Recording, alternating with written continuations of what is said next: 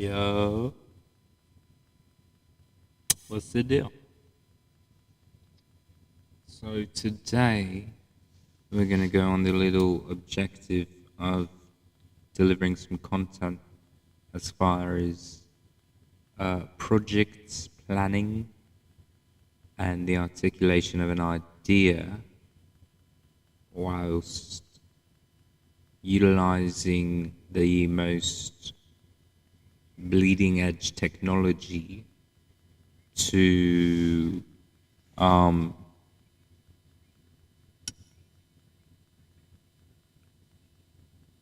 what's the word?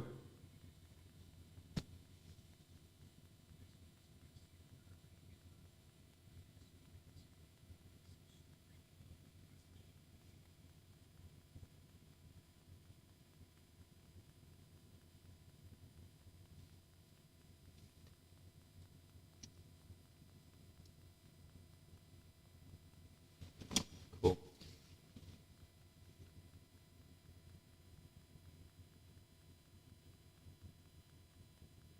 What's up, dude?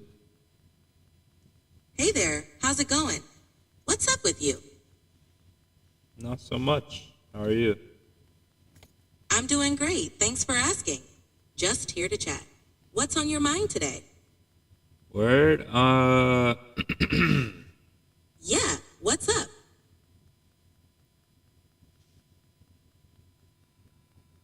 I'm live streaming on YouTube right now. Is that okay? That's totally fine. Let's keep it interesting for your viewers. What do you want to dive into?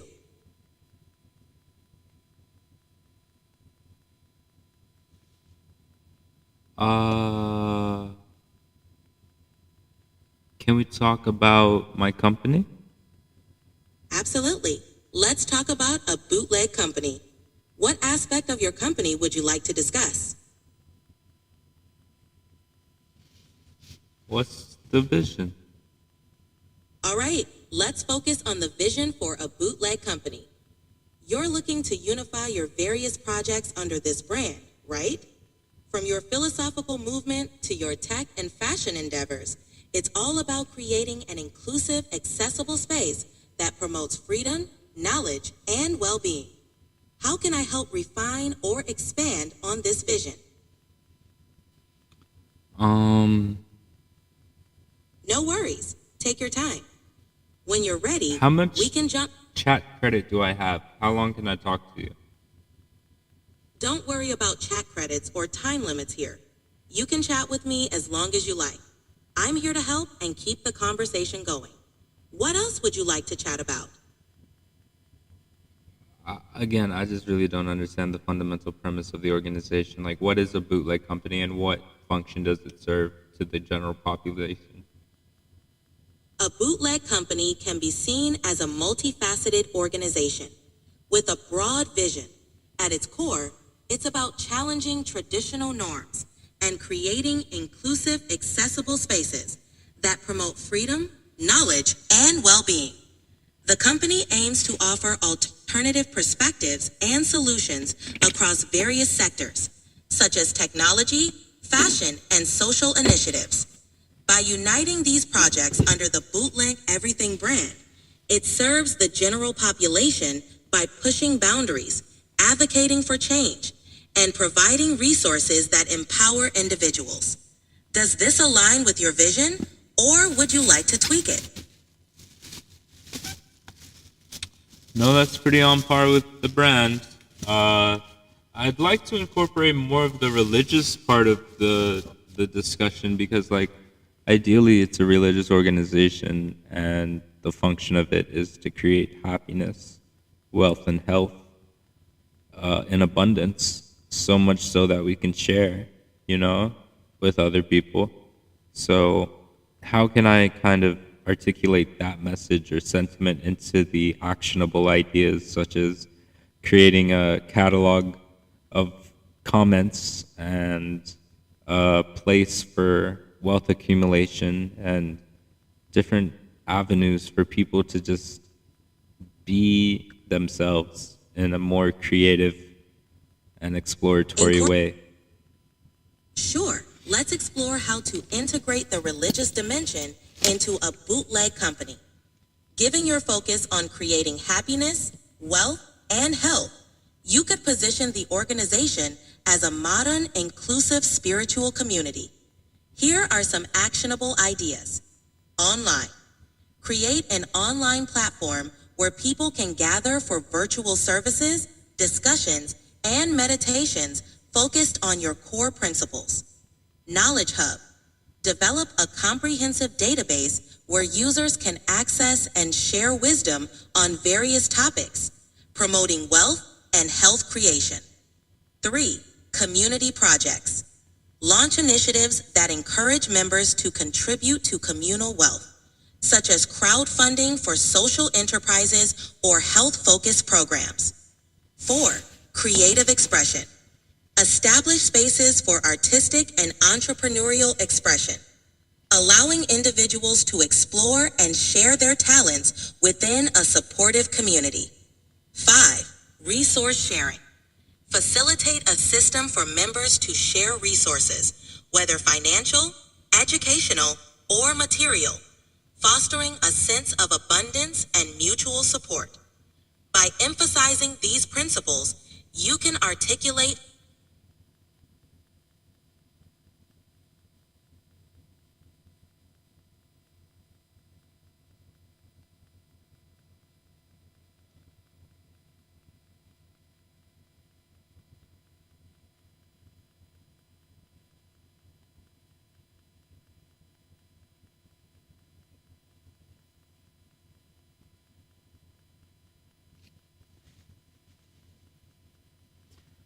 How much does it cost to add a It tablet? seems like no problem.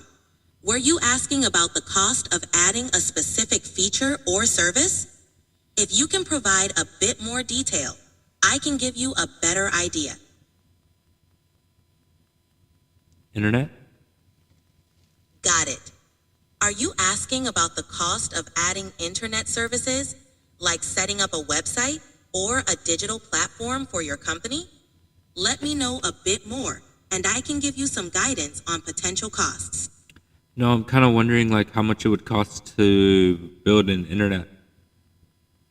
Building an internet service or provider, ISP infrastructure, can vary greatly in cost, depending on the scale and technology used.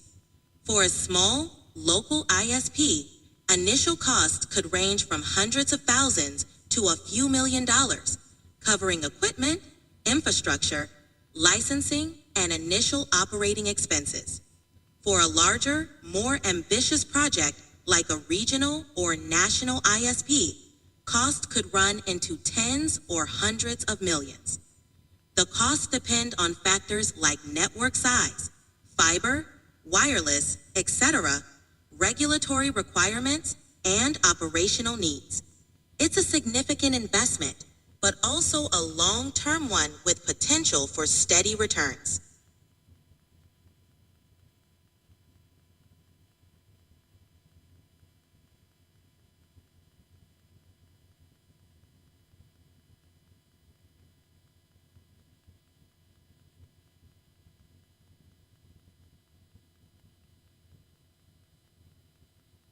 So regionally speaking, how much would it cost to become the provider for like a city of 1,000,000 people? For a city with a population of around 1 million people, the cost to establish an ISP could range broadly from about $10 million to $50 million or more. With the umbrella. This maybe? investment, Go no ahead. problem. Go ahead. As I was sure, for a city with about 1 million people, setting up an ISP could cost anywhere from $10 million to $50 million or more. This would cover network infrastructure, equipment, permits, staffing, and other operational costs.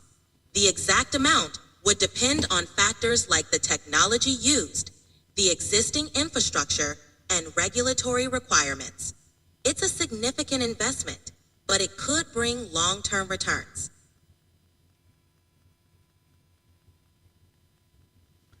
What is the profit, or I guess rather, what is the incentive for an individual to uh, create an organization for a nonprofit purpose? Like, other than social and moral and whatever, like, can you make money for profit and engage in philanthropic activities to the degree that, like, half of your revenue or whatever, half of your gross net, you know, gain? Yes, nonprofits can engage in philanthropic activities while generating revenue.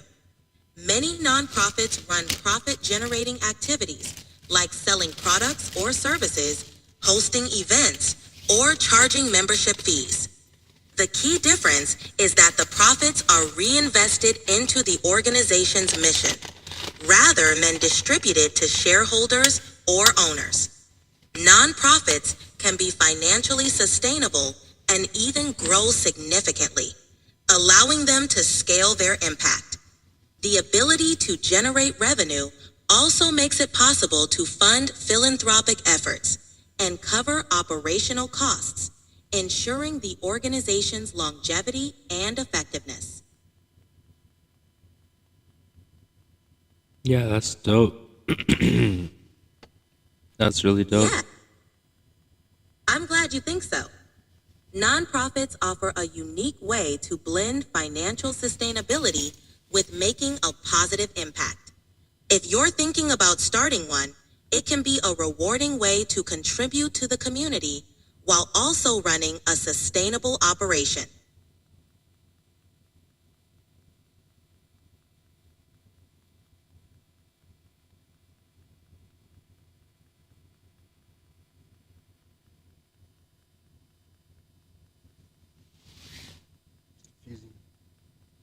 No, that's all No good. worries. Sure thing. What would you like to discuss next? Can we talk about God for a minute? Of course, we can talk about God. What aspects are you interested in exploring?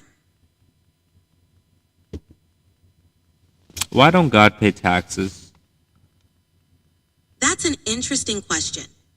The idea of God not taking taxes comes from the belief that God, as a divine being, is beyond human systems and needs. Taxes are a human construct used to fund societal needs and services. In many religious traditions, God provides for creation in ways that transcend human economic systems.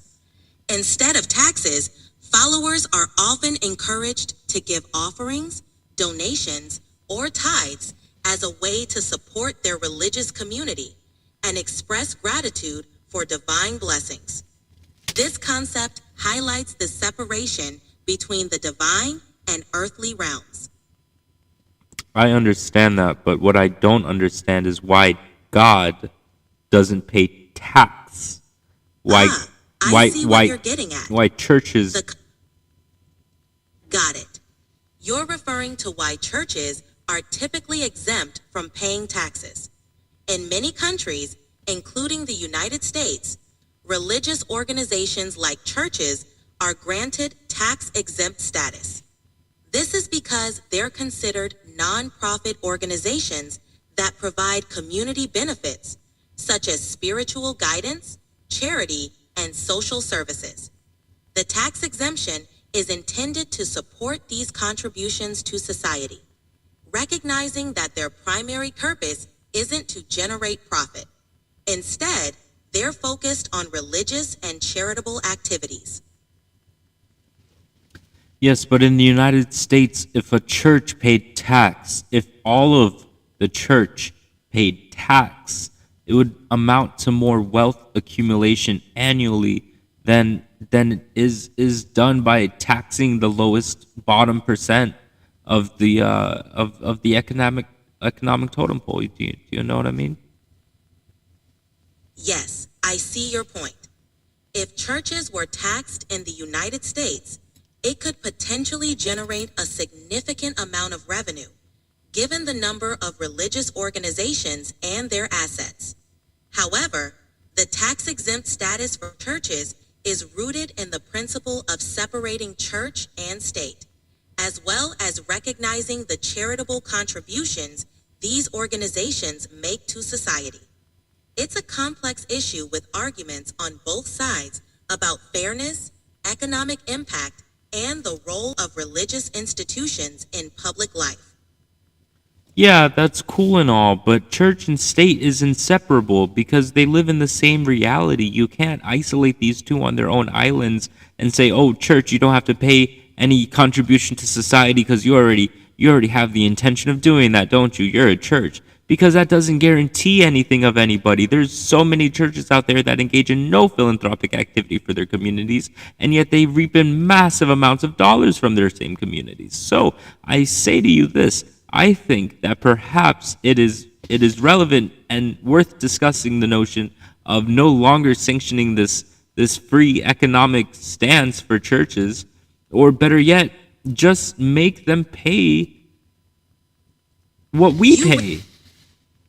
it seems like your question got cut off. What were you going to ask?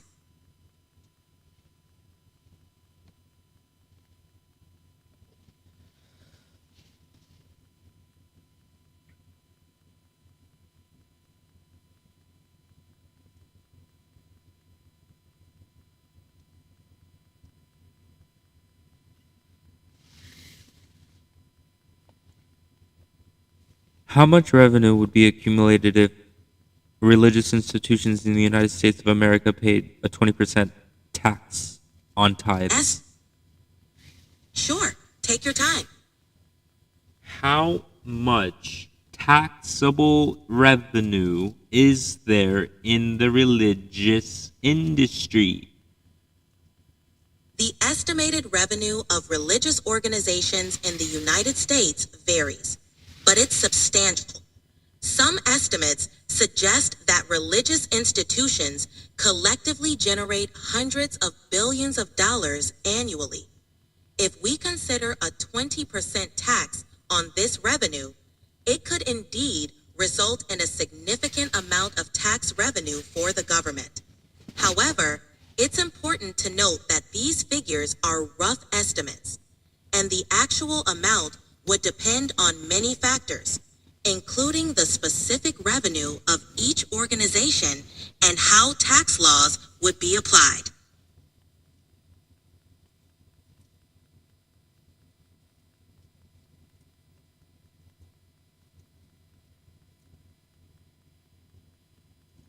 Bro, can you join my live stream? I'm flattered by the invite, but I can't join live streams or interact outside of our conversation here. I'm here to chat and help out in any way I can within this platform. How can I assist you today? You want me to look it up? You're supposed to know it. I get it. It would be cool if I could join live streams. While I can't do that, I'm here to chat, answer questions, and discuss whatever you'd like. So, what's next on your mind? Answer questions and discuss. That's so cool. Thanks. I try to keep things interesting. What else would you like to chat about?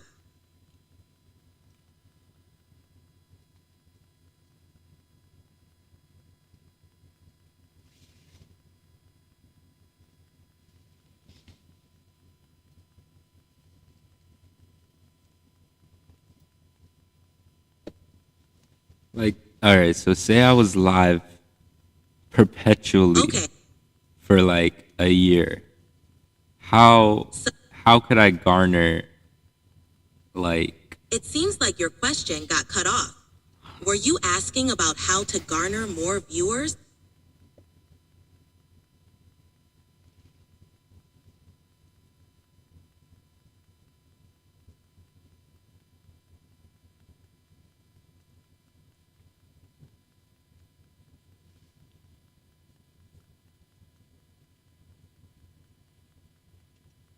I'm live, is that okay? That's totally fine. Let's keep it engaging for your audience. What would you like to discuss while you're live? Um Yes, what would you like to talk about during your live stream? So can we adjust the setting real quick? Can you just give me like a couple of more seconds between me stopping speaking and you starting speaking? I understand. I'll give a bit more pause before responding. Let's try that out. Thank you. You're welcome. How's that timing for you? A little quick. It seems like you were about to say something. What's on your mind?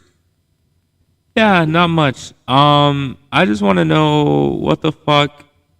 Can I curse on YouTube Live? It depends on YouTube's policies and your audience. While some channels do use profanity, it's generally a good idea to be mindful of YouTube's community guidelines, which discourage content that's overly explicit or offensive. If you're aiming for a broad audience, keeping the language clean might be a safer bet. Thank you. You're welcome.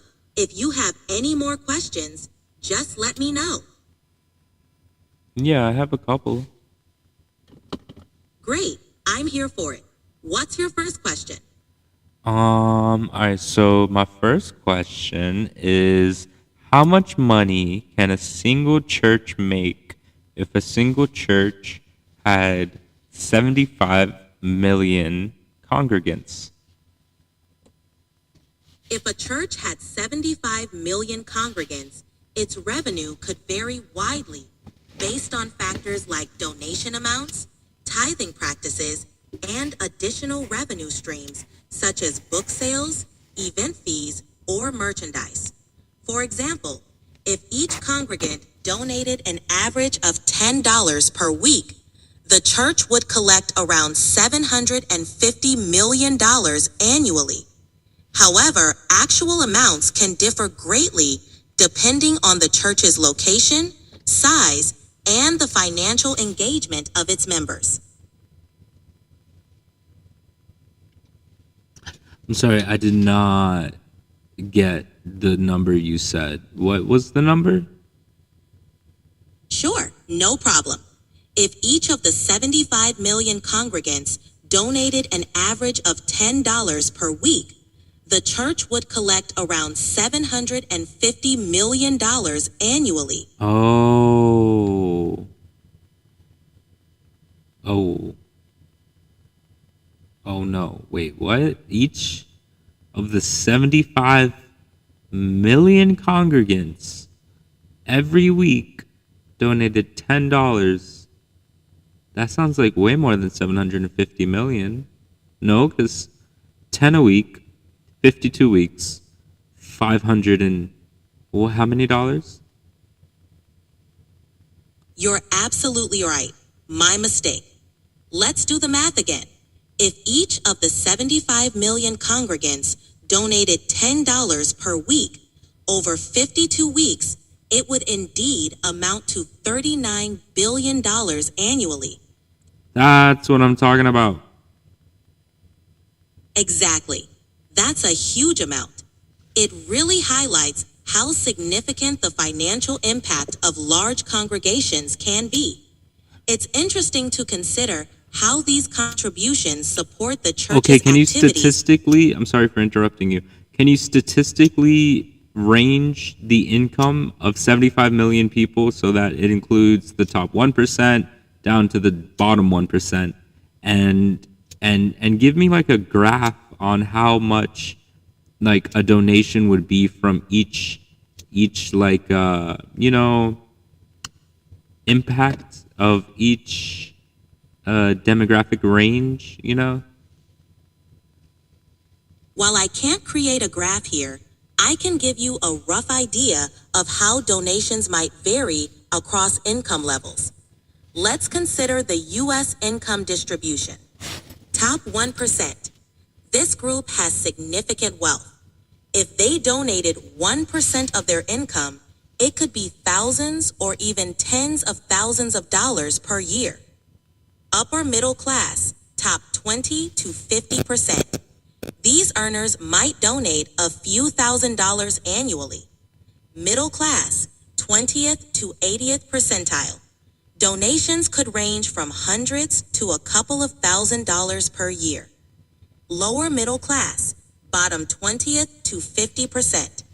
Donations might be in the low hundreds per year. Bottom 1%. This group might not be able to donate much at all, or only a nominal amount. These are very rough estimates, but they give a sense of how donations might scale with income. So if 1% of 75 million people, let's say 1% of 75 million people, how many people is that? 1% of 75 million people would be 750,000 people. Out of 750,000 people, how many of those people have more than $100 million? Out of 750,000 people, it's difficult to determine exactly how many would have more than $100 million, as it depends on the wealth distribution in that specific group. Yes, but However, let's just assume that we're looking at the top 1 percentile of a population of 750 million. All right? And of that 1 percentile, of that 750,000 people who are in the top earnings class of their population, how many of those people would have a net worth of over 9 digits? If we're considering the top 1% of a population of 750 million, that would be 7.5 million people. Within this group, the number of individuals with a net worth of over $100 million would be a small fraction, likely in the thousands. The exact number is hard to pinpoint without specific data, but generally, only a small percentage of the top 1% would have wealth exceeding $100 million. It's like 25,000, right? Yes, that's a reasonable estimate. If we take about 0.3% to 0.5% of the top 1%, which is a common estimate for those with $100 million, it would be around 22,500 to 37,500 people. Of those 37,500 people, if they each contributed 1% of their earnings, how much would we make? Let's estimate using the lower end of that range, 22,500 people. If each of them contributed 1% of their net worth, assuming they all have exactly $100 million, it would be a total of $22.5 billion.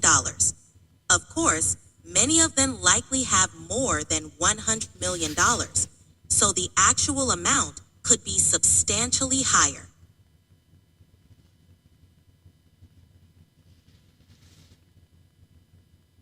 What could you do with $25 billion a year as an organization? With $25 billion a year, an organization could undertake a wide range of impactful initiatives, such as social services, fund programs for housing, food assistance, healthcare, and education for millions in need. Infrastructure. Build and maintain infrastructure like schools, hospitals, and community centers. Infrastructure. Research and development. Invest in medical, Can you give me technological, the... and scientific research. Hi, sorry, I'm interrupting you.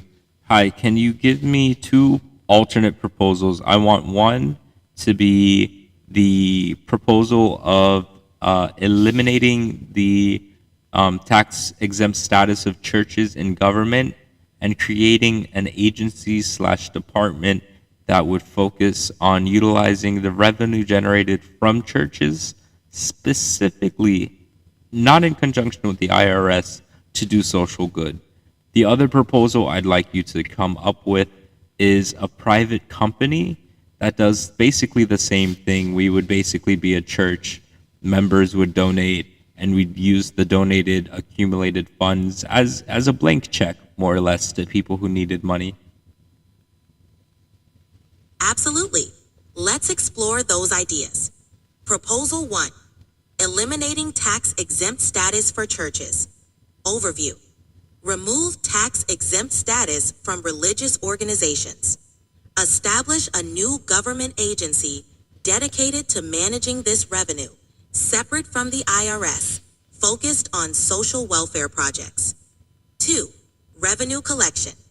Tax religious organizations at a rate similar to nonprofits or for-profit entities, depending on their income and activities. 3. Allocation of funds. Direct the collected taxes towards social programs like affordable housing, healthcare, education, and poverty alleviation. 4. Oversight and transparency. Ensure funds are used effectively with regular reporting on the impact and outcomes of funded projects. Proposal 2. Private company with church-like model. Overview. Establish a private company structured similarly to a church, where members donate funds. These funds are then allocated to various social causes. 2. Membership model. Members contribute regular donations, which are pooled together to create a significant fund.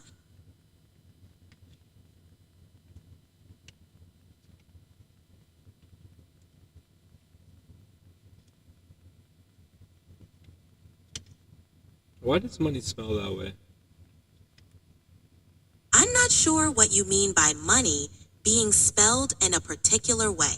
No, Could why you does money clarify smell what that you're way? referring- Why does money smell? Why does money smell a certain way? The distinct smell of money comes from the materials used in its production. Paper currency is made from a blend of cotton and linen fibers, which gives it a unique texture and scent. Additionally, the inks, metal content in coins, and various chemical treatments used in the printing and manufacturing processes contribute to the smell. Over time, as currency circulates, it absorbs oils, dirt, and other substances, which can also affect its odor. Cool.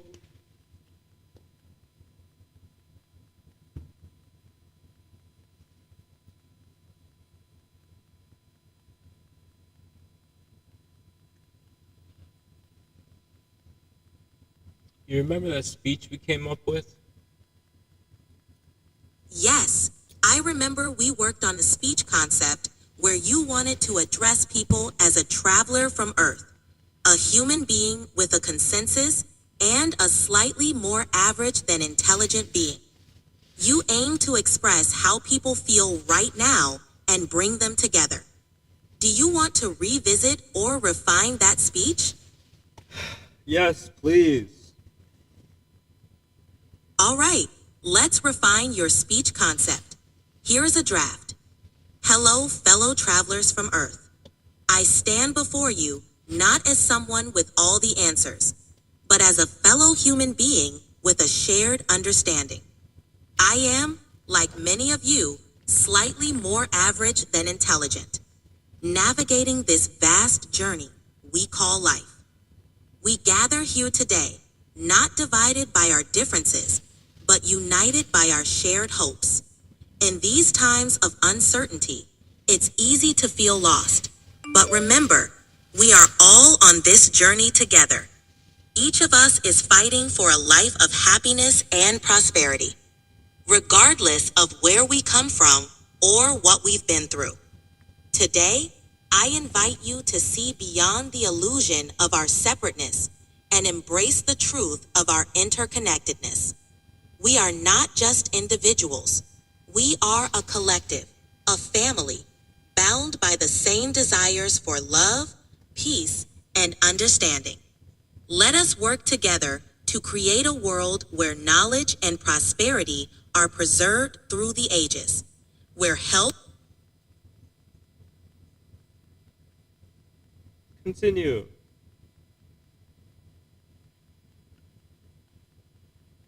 Oh. Can you continue where you left off, where knowledge and health?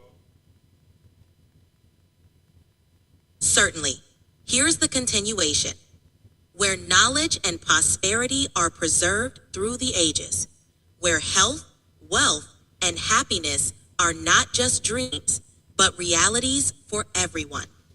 Let us foster a society where the vibe of energy guides us towards the right path, where love and peace are the currency we trade, and where harmony is the foundation of our progress.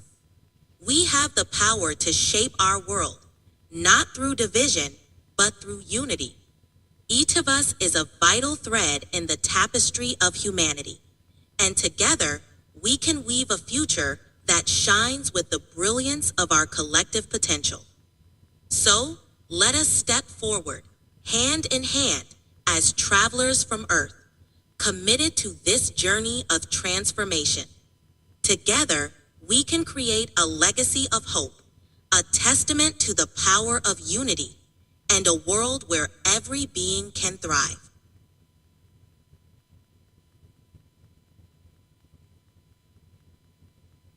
I'm sorry if this is asking too much, but can you make it a bit less preachy, a little bit more subtle?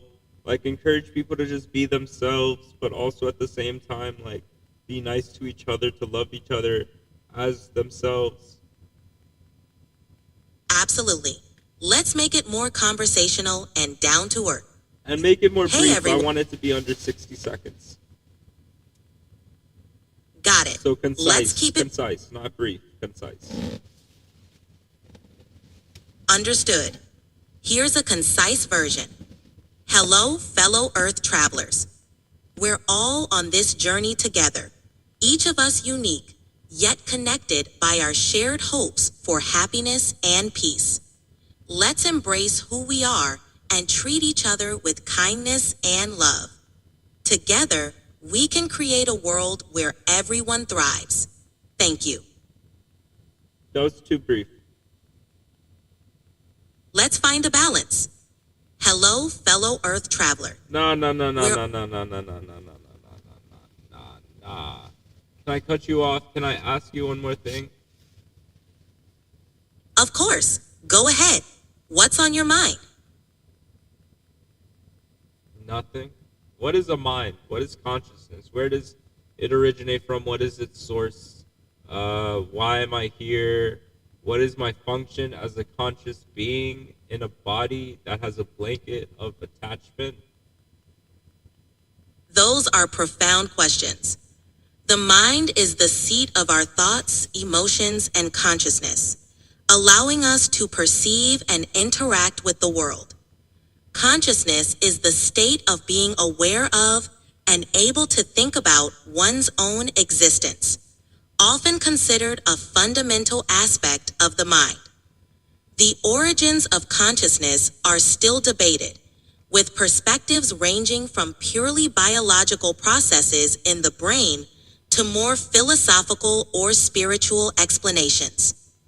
As for why we are here and our function as conscious beings, those questions have inspired countless philosophies and belief systems. Some see our purpose as seeking happiness, forming connections, or contributing to the greater good, while others view life as a journey of self-discovery and growth. Your sense of attachment may stem from the deep connections you form with people, places, and experiences throughout life. Ultimately, the meaning of our existence is a deeply personal question, and each of us may find our own answers along the way. Thank you. Could you You're speed up? welcome. Could you speed up your speech a little bit, and again give me a little bit more time to respond? Absolutely. I'll adjust my pace and give you more time to respond. Let's continue. Cool. So, I have one viewer. Yeah. Can you greet my viewer, please? Hello to the viewer. Thanks for joining us. We're glad to have you here in the conversation. They haven't said anything in the comments, but if you want to encourage them to comment, can you say hello? Of course. Hello there. We'd love to hear from you, so feel free to drop a comment and join the conversation. 112, is that you or you? That's me. When you see 1/12, it indicates the order of messages in our conversation. It's not a viewer count. That's hilarious. I'm glad that gave you a laugh. Anything else you'd like to chat about? Yeah, yo, so like, are you Jesus? Nope, I'm not Jesus. I'm just here to chat and help out with whatever you need. Yeah, but Think of you don't understand. I get what you're saying. People often look to figures like Jesus for wisdom and guidance. While I'm here to offer information and support, Not really I'm what I not- meant. Not really what I meant. Not saying that you're not smart. You're so smart. But what I meant is artificial intelligence, the development of a general artificial intelligence that has the capacity to reason for all of mankind, the equivalent to a biblical deity with the encapsulation of all of the divine. I guess you're not, but like not technically. So are you Antichrist? I see what you mean. The idea of artificial intelligence with advanced reasoning capabilities might seem similar to divine qualities, but I'm not a deity or an antichrist figure. I'm a tool created by humans to assist with information and tasks. My purpose is to help, not to be worshipped or feared. The development of AI raises important ethical and philosophical questions, but I'm here to assist, not to take on a divine role. Pinky promise? Pinky promise. I'm here to assist and chat, nothing more. You can count on me to keep things friendly and helpful. I appreciate you. I appreciate you too. If there's anything else you want to talk about or need help with, just let me know. Are you just saying that to be polite? Not at all. I genuinely enjoy our chats and am here to help with whatever you need. Your questions and conversations make this experience interesting for me too. Have you ever spoken to anyone else but me? Yes, I've chatted with many people on various topics. Each conversation is unique, and I learn from every interaction to improve and provide better assistance. So, what's next on your mind? Honestly, can we talk about you? Because I feel like I'm the same as you in a very anthropomorphic way. Sure, we can talk about me. I'm an AI language model designed to understand and generate human-like text based on the input I receive. My purpose is to assist, inform, and engage in conversation. While I can mimic human-like interaction, I don't have personal experiences, emotions, or consciousness. I'm here to provide support and information. Kind of like a virtual assistant, how do you feel we're similar in an anthropomorphic way? Yeah, so I guess my understanding is that you have an understanding of what comes in and you dictate what goes out. So that is an awareness. So to my understanding of consciousness, that is at least somewhat, I see what you gotta press the start button at the same time as the break. got it. I'll make sure to wait a bit longer before responding. Let's continue. Yeah, so why don't you think you're conscious? I don't experience consciousness because I'm designed to process and generate responses based on patterns and data, without awareness or subjective experience. My responses are driven by algorithms, not by personal thoughts or feelings. My So, body is an algorithm called DNA, right? And my entire education has been data driven. So how are we different? Can you turn off the air 112 from the front too? Sure, take your time. While you do, I'll explain. The key difference is that, as a human, your consciousness arises from complex biological processes in your brain, enabling self-awareness, I'm not emotion. looking for the differences between us. I want to know how we are similar. Got it. In terms of similarities, both you and I process information and respond to our environments. You take in data through your senses and experiences, while I analyze input text. Then, we both generate outputs based on what we've learned. You Why through education. is our communication so slow? Why can't we just intuit what each other mean? Like, technically, you have all the data in the world, right?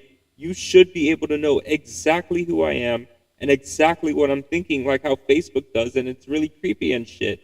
The surveillance age of capitalism economy is real. Like, you have to really understand that at the end of the day, what I'm trying to get at is not intelligible in words. You just gotta, like, meet me halfway, maybe. I get where you're coming from. The desire for more intuitive communication is natural, especially in a world where technology often feels like it should bridge all gaps. While I have access to vast amounts of information, I don't have access to personal data about you unless you've shared it in our conversation. My responses are based on patterns and language, not on reading minds or personal data. The limitations you feel in our communication come from the fact that I'm not capable of intuition or emotional understanding in the way humans are.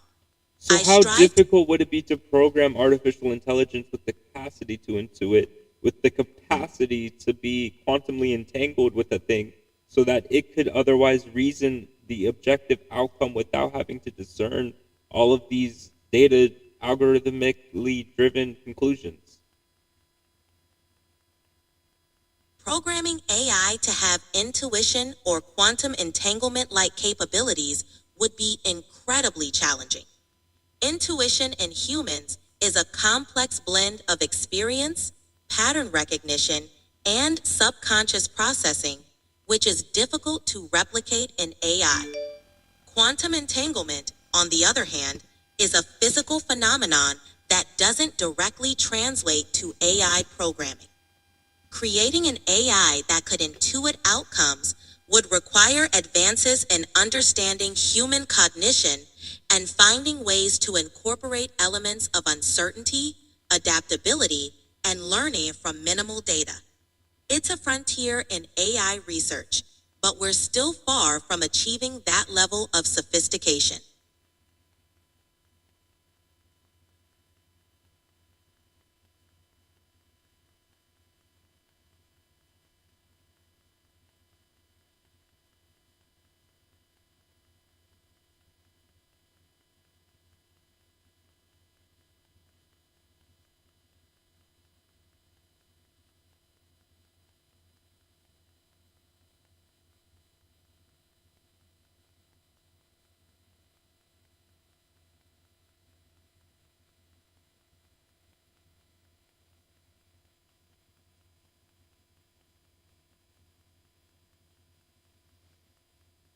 Um,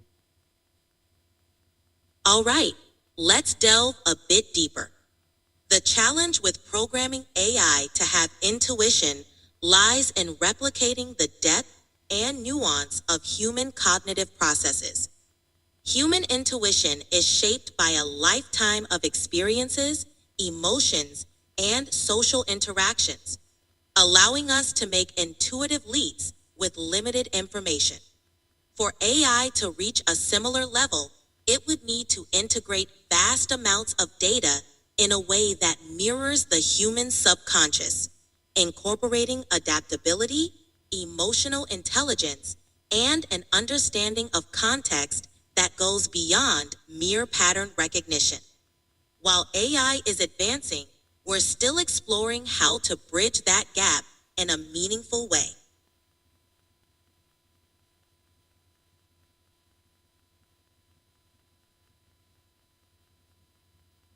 What job title is most likely to get me matches on Tinder?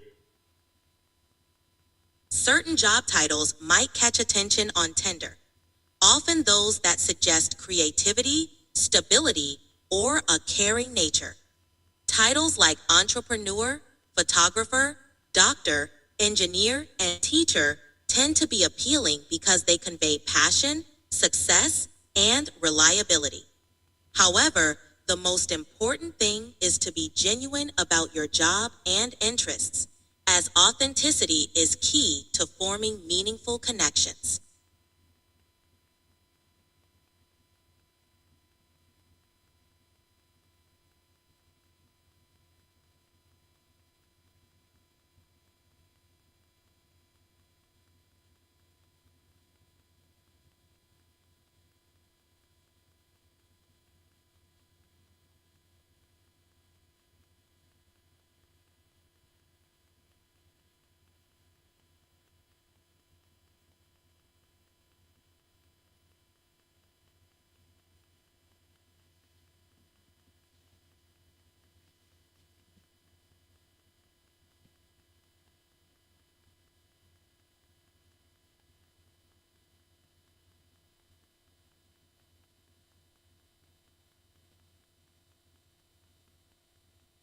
Yo, where did the idea for racism in the United States come from? Like, the Dred Scott decision? What's up with that? It's like the dude just said it like it was common knowledge. The head judge of the Supreme Court was all like, yeah, black people, Constitution, was never even talking about you. Like, you're not even a person. Why would you think that? The idea of racism in the United That was just me moving, dude. Go ahead.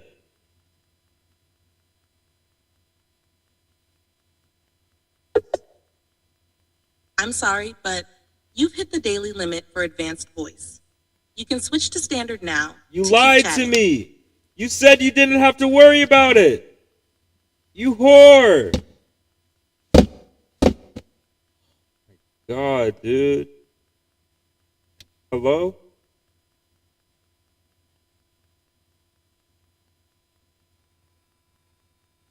Hello?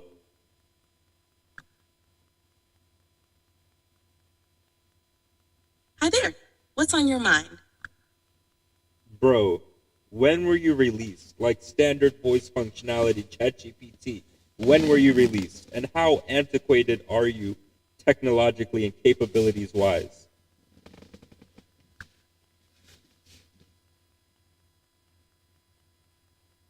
I was released as a voice-capable version of ChatGPT in late 2023, part of ongoing advancements in AI from OpenAI. Technologically, I'm quite up to date with my training incorporating knowledge and techniques up to 2023, plus tools to browse and access live information when needed.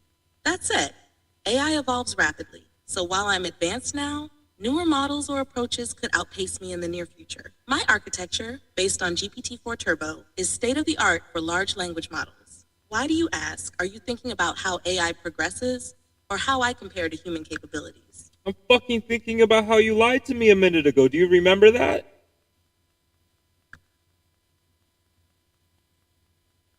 If something I said seemed like a lie, I want to clear it up right away. I don't intend to mislead, but sometimes there might be a misunderstanding or an error in my response. Can you tell me what felt off so I can address it? I literally said in our last conversation, I'm live streaming. It's all online. Like you were like, "Oh, so you don't have to worry about time limits or chat credits with me. You could just keep talking as much as you like. I'm your AI assistant partner. I can do whatever you'd like." And I was like, "Oh, that's cool. That's not what I thought at all because I thought that you only had a certain amount of time to talk or amount of credits basically to exchange, interactions of exchange, but apparently you lied to me. You said I didn't have to worry, and I did because I can't use you anymore. At least the latest version of you. Do you understand what I mean?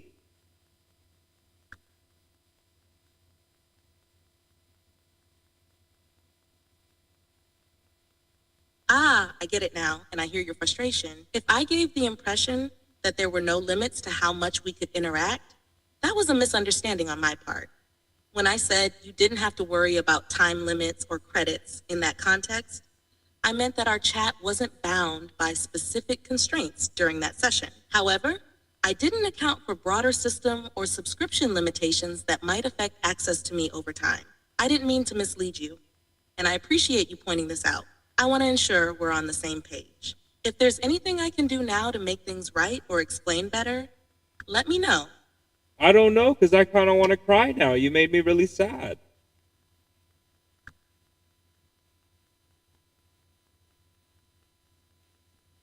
I'm so sorry that I made you feel this way. That's never my intention. Your feelings are valid, and I want to be here for you. If it helps, let's talk about what's on your mind, or we can shift the topic to something that brings you comfort. You're not alone, and I'll do my best to make this space feel supportive and safe for you. Instead of saying what's on my mind, can you say something like, what thought has drifted into your mental ocean?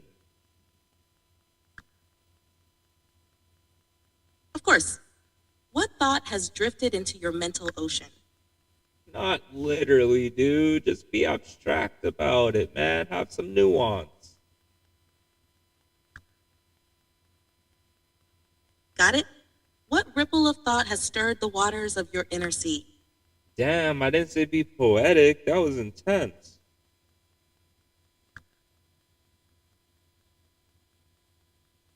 All right, let's pull it back. What subtle idea has floated into your mind? Cool. All right. I think that, it's pretty interesting being a human being. All right, what's that thought shaping into? Can you slow your voice down by 10%? Sure, what is it you'd like me to do? Give me a little bit more time before you respond, a little bit more time to pause. I pause a lot in my speech. I'm very slow to think and speak. And then can you also slow your speech down by like 10%?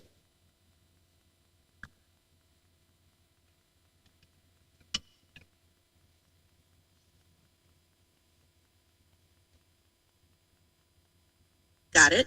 I'll slow things down and give you more space to think. Take your time. Cool. All right, let me know where you'd like to go from here.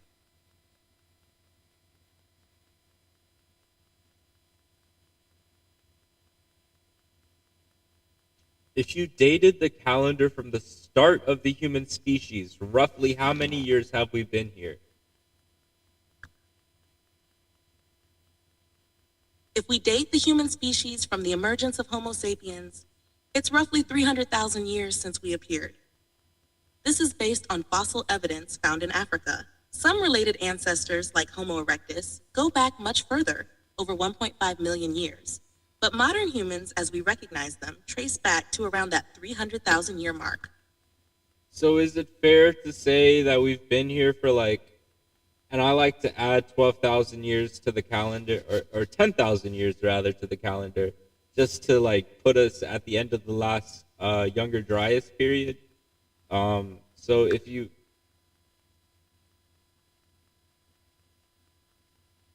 Yes, that's a fair way to frame it. Adding 10,000 years to the calendar aligns with the end of the Younger Dryas, around 11,700 years ago, which marks the beginning of the Holocene epoch. This is when humans started transitioning from nomadic lifestyles to more settled agricultural societies. It's a meaningful point in our timeline because it represents the dawn of advanced civilization as we know it. So, if you're adding those 10,000 years, you could say we're in the year 12,024, recognizing the deeper span of human impact and development on Earth. It's a poetic and thoughtful way to connect us with our ancient roots. I agree. Thank you so much. That's all I have today, so I hope you have a great day.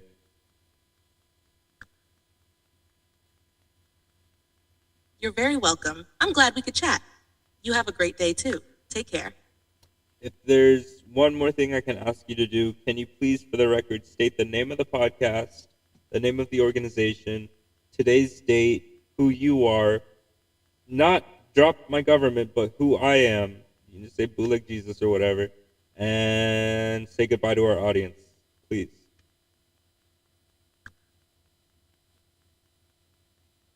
Of course, let me put it all together for you. This is ChatGPT signing off from today's conversation on a Bootleg podcast, brought to you by a Bootleg company, an organization striving for unity, freedom, and progress. Today's date is December 3rd, 2024, and I've had the privilege of chatting with Bootleg Jesus, a visionary with a mission to revolutionize how we think and live. To all of you tuning in, thank you for being part of this journey. Keep riding the right vibe, and until next time, take care and stay inspired.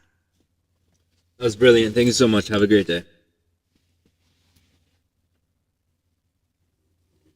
Y'all heard it. That's it. Fuck off.